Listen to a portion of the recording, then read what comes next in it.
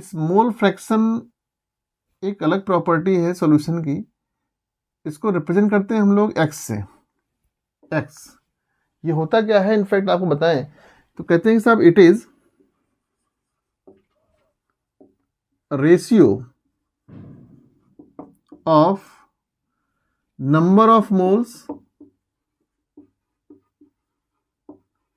Of one component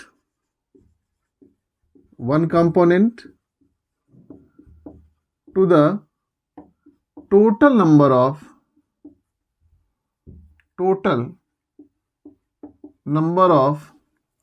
all components present in the mixture। समझो बेटा, जैसे मान लीजिए आपने कहा कि एक मिक्सचर लिया गया और उस मिक्सचर में डिफरेंट कंपोनेंट्स प्रेजेंट हैं, ए बी सी अलग अलग कंपोनेंट्स हैं। आपने कह दिया साहब ए मिला दिया, बी मिला दिया, सी, इन डिफरेंट कंपोनेंट्स को मिक्स कर दिया। अब आपसे कहा गया कि साहब ए का मोल फ्रैक्शन क्या है, कंपोनेंट बी का मोल फ्रैक्शन क्या है। तो इनफैक्ट जो रेशियो है क्या है, नंबर ऑफ मोल्स। जैसे आपने कह लिया देयर आर 3 कंपोनेंट्स, इनके मोल्स आपने एन ए मिलाए, कंपोनेंट बी का आपने n B component n number of moles, C के आपने n C number of moles, इनको मिक्स कर दिया। So how will you find the mole fraction, क्या होगा जरा समझिए।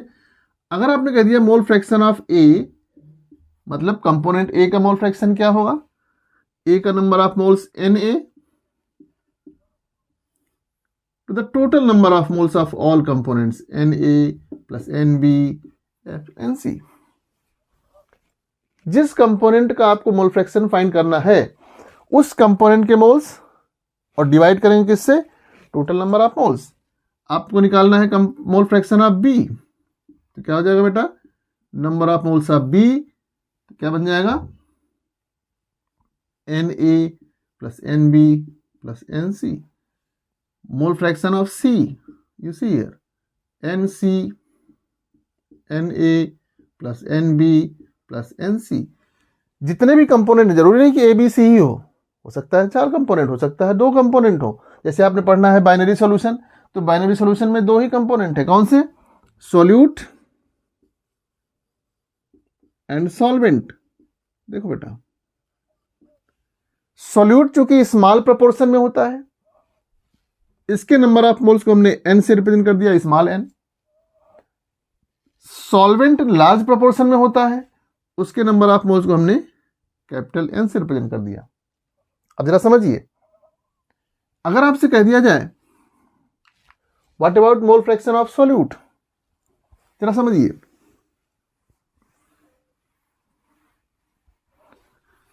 आपने क्या बताया भाई, सॉल्यूट के मोल्स कितने हैं, सॉल्यूट के मोल्स को आपने रिप्रेजेंट किया एन से, स्मॉल एन। सॉल्वेंट के मोल को आपने रिप्रेजेंट किया कैपिटल एन से। तो अगर आपने कह दिया कि साहब mole fraction of solute, x of solute,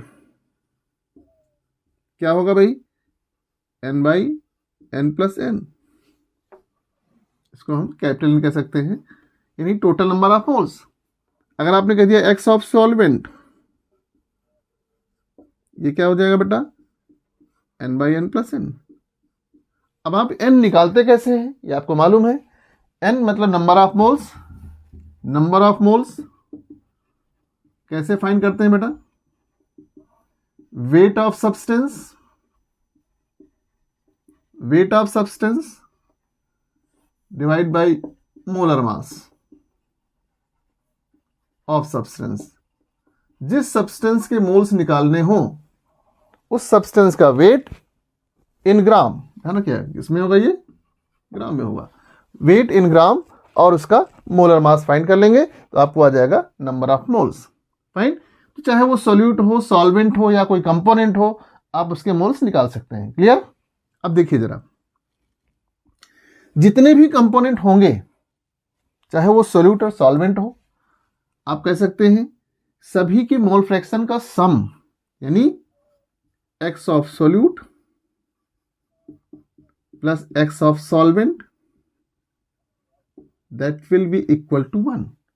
मान लीजिए कोई मिक्सचर लिया गया, उसमें 3 कंपोनेंट्स मिला दिए गए, तो उनका क्या हो जाएगा भाई, x of a plus x of b plus x of c that will be equal to 1। यानी सभी के जितने भी कंपोनेंट हो, सभी कंपोनेंट्स के मोल फ्रैक्शन का सम क्या हो जाएगा बेटा, that will be equal to 1, right. अब देखिए जरा, मोल फ्रैक्शन अगर हम आपसे पूछें क्या ये टेम्परेचर डिपेंडेंट प्रॉपर्टी है, तो आप कहेंगे नहीं। ध्यान दीजिए,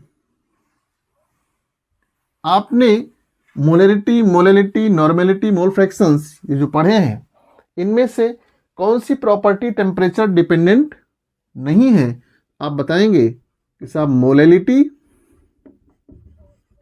and mole fraction, these two properties are temperature independent property। ध्यान रखिएगा, these two properties are temperature independent property, temperature पर डिपेंड नहीं करती हैं, क्योंकि ये रेशियो है और ये क्या है, मास पर डिपेंड कर रही है, वॉल्यूम पर नहीं। इसलिए मोलैलिटी और मोल फ्रैक्शन किस पर डिपेंड कर रही हैं, टेम्परेचर पर डिपेंड नहीं कर रही हैं। आइए देखिए जरा बात करते हैं हम लोग वेपर प्रेशर। जरा समझिए, what is vapour pressure? Vapour pressure होता क्या है, जरा समझो बेटा। वेपर प्रेशर मतलब हुआ,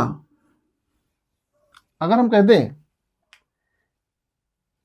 आपने एक सॉल्यूशन लिया, एक लिक्विड लिया, और ये लिक्विड वेपोराइज हो रहा है, राइट, वेपोराइज हो रहा है लिक्विड, और ये लिक्विड वेपोराइज होने में इसके वेपर्स कंडेंस भी हो रहे हैं। एक स्टेट आती है जिसमें रेट ऑफ वेपोराइजेशन और रेट ऑफ कंडेंसेशन इक्वल हो जाता है। जरा समझिए, यानी रेट ऑफ वेपोराइजेशन और रेट ऑफ कंडेंसेशन दोनों क्या हो जाएगा, इक्वल हो जाएगा। तो जब रेट ऑफ वेपोराइजेशन और रेट ऑफ कंडेंसेशन इक्वल हो जाएगा, इसको हम लोग बोल देते हैं इक्विलिब्रियम स्टेट। इक्विलिब्रियम स्टेट, जैसा समझिए बेटा, एक लिक्विड आपने लिया कंटेनर में और लिक्विड वेपोराइज हो रहा है और वो वेपर्स कंडेंस होकर वापस फिर लिक्विड बना रही हैं। तो एक स्टेट आती है जिस स्टेट में कहते हैं कि rate of vaporisation will be equal to rate of condensation, और इस कंडीशन में वेपर मॉलिक्यूल्स के द्वारा जो लिक्विड के सरफेस पर प्रेशर लग रहा है बेटा, उसी प्रेशर को कहते हैं हम लोग vapour pressure, right. Vapour pressure क्या हुआ, pressure exerted by the vapour molecules on the surface of liquid when exist in equilibrium is called vapour pressure. अब जरा समझिए, अगर हम वेपर प्रेशर की बात करें तो इस वेपर प्रेशर को हम लोग, जो सॉल्वेंट होगा उसके वेपर प्रेशर को हम लोग पी नॉट से रिप्रेजेंट करते हैं। पी नॉट ऐसे लिख दीजिए, कहीं कहीं पर यहां लिखा होता है पी नॉट। जो सॉल्यूशन का वेपर प्रेशर होगा उसको हम लोग रिप्रेजेंट करते हैं पी एस से। अब जरा ध्यान दीजिए, यहीं पर एक आपको मैं लॉ डिस्कस करने जा रहा हूं, वो क्या है, राउल्ट्स लॉ। जरा ध्यान दीजिए, क्या है राउल्ट्स लॉ, समझिए जरा।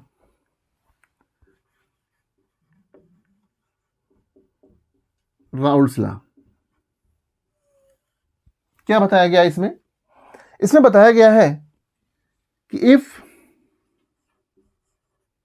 To component means solute and solvent, ऐसे कह दीजिए, if both components which one, solute and solvent,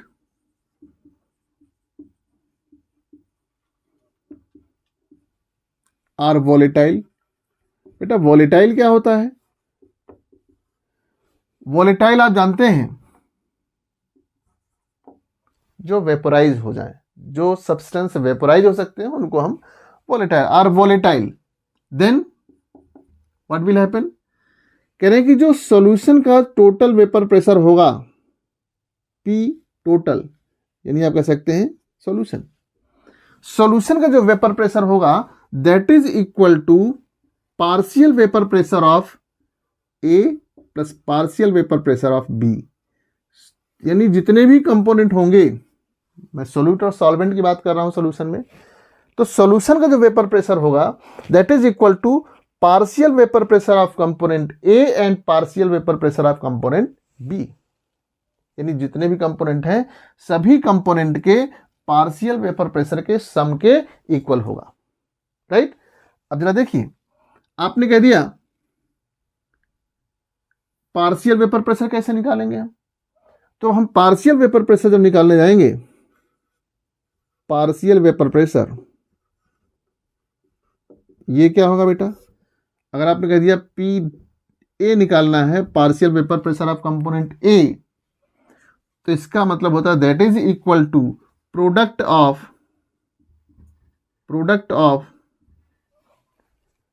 vapour pressure of that component in pure state and mole fraction of that component present in solution.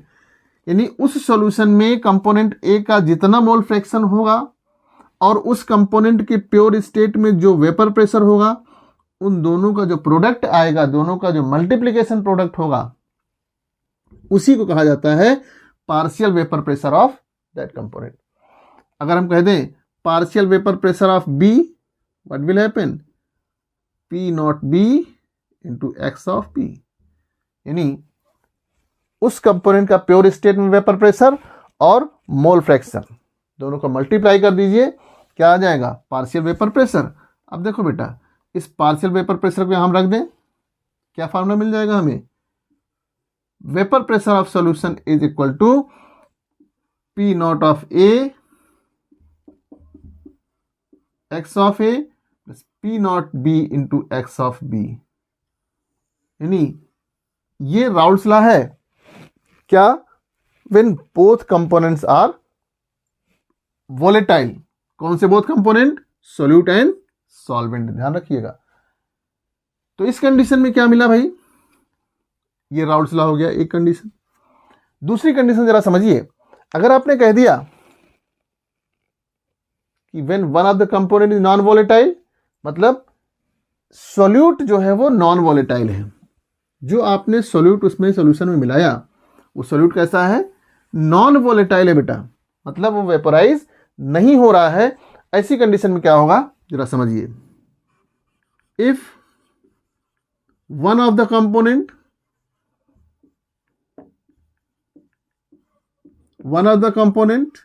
आपने कह दिया solute, यानी B is non volatile.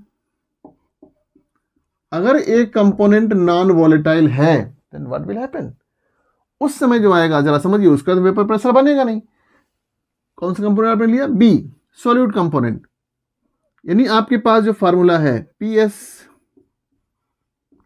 P nought A into X of A plus P nought B into X of B.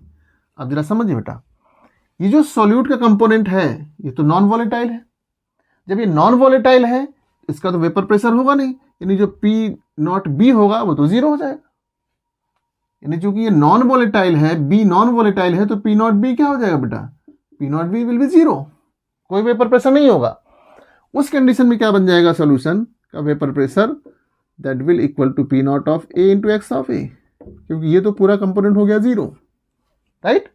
अब जरा देखिए, मैंने भी एक फार्मूला आपको बताया क्या, कि X of A plus x of B, यानी mole fraction of A plus B, that is equal to 1। आपने क्या करना है, इसको रख सकते हैं आप क्या, mole fraction of A in terms of B, X A क्या हो जाएगा 1 माइनस एक्स ऑफ, अब जरा देखो बेटा एक्स ऑफ बी।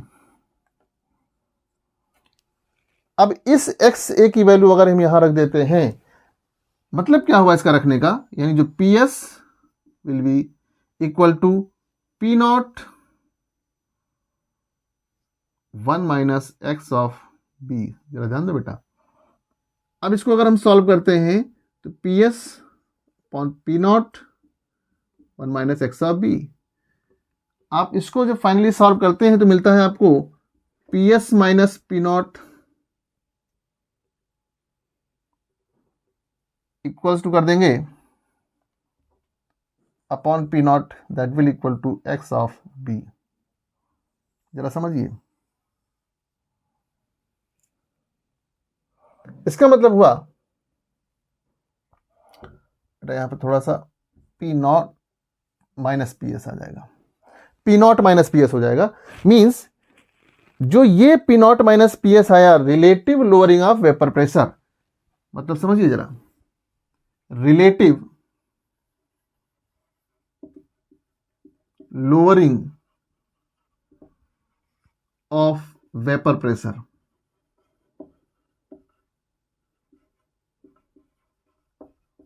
यानी P not minus P S upon P not, that will equal to X of solute. मतलब क्या हुआ कि जितना ज्यादा आप सोल्यूट ऐड करोगे उतनी ही ज्यादा उसके वेपर प्रेशर में लोअरिंग होगी, वेपर प्रेशर डिक्रीज होगा, क्योंकि वेपर प्रेशर क्या था, सॉल्वेंट का ज्यादा था, और सॉल्यूशन क्या हो जाएगा, डिक्रीज हो जाएगा। तो ये जो relative lowering of vapour pressure आया, इसको हम वेट और मॉलिक्यूलर मास से भी कोरिलेट कर सकते हैं। क्या, P not minus P S P not is equal to X of solute आप निकालोगे तो क्या आ जाएगा, n by n plus n, यानी हम लिख सकते हैं इसको क्या, weight of solute molecular mass of solute. देखो बेटा, इसको हम इस टर्म में लिख सकते हैं, जरा समझिए। सी, तो this is the formula which correlates vapour pressure and molar mass. यहीं पर जरा समझिए बेटा, अगर कह दिया जाए कि सॉल्यूशन वेरी डाइल्यूट है, सॉल्यूशन इज वेरी डाइल्यूट, उस समय जो फार्मूला मिलेगा आपको, क्या फार्मूला मिलेगा, देखिए, आइए इसको रफ कर देते हैं, समझिए।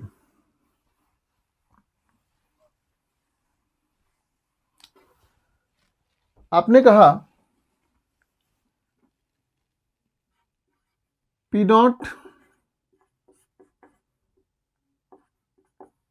N by n plus n, जरा समझो बेटा। अगर आपसे कह दिया जाए if very dilute solution is there,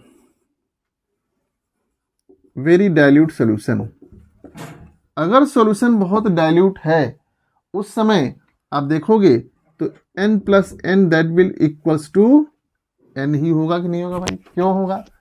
क्योंकि उस समय सॉल्यूट तो होगा नहीं, क्योंकि बहुत डाइल्यूट है।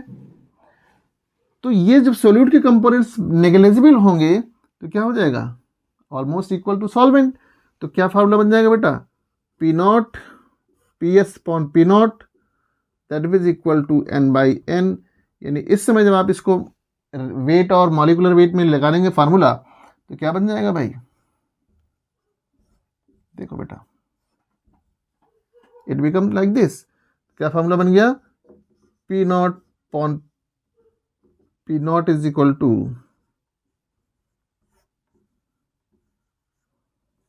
This is the important formula for your numerical.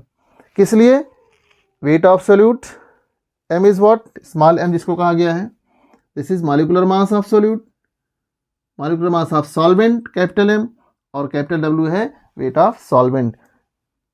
P naught यहां पर क्या है बेटा, इस फार्मूले को देख लीजिए, मैं यहां पर लिख दे रहा हूं, समझिए जरा। जो आपने फार्मूला डिराइव किया क्या मिला, P not vapour pressure of solute, sorry solvent, vapour pressure of solvent, PS vapour pressure of solution. समझिए बेटा, जो आपने स्मॉल w लिखा है वेट ऑफ सोल्यूट, जो आपने स्मॉल m लिखा है molecular mass of solute, capital W weight of solvent, जो कैपिटल M आएगा that is molecular mass of solvent.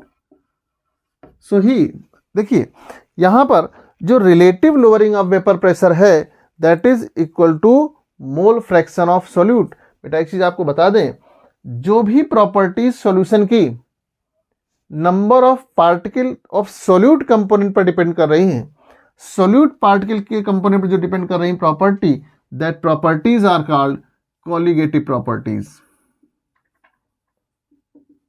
Colligative properties, right. तो यहां पर कॉलिगेटिव प्रॉपर्टीज क्या मिला आपको? एक प्रॉपर्टी आपको समझ में आई क्या? Relative lowering of vapour pressure. क्या होगा जरा समझिए, दिस प्रॉपर्टी जो आपने फार्मूला बताया, this is called relative lowering of vapour pressure which depends on number of particle of solute, so it is also called colligative properties. Clear?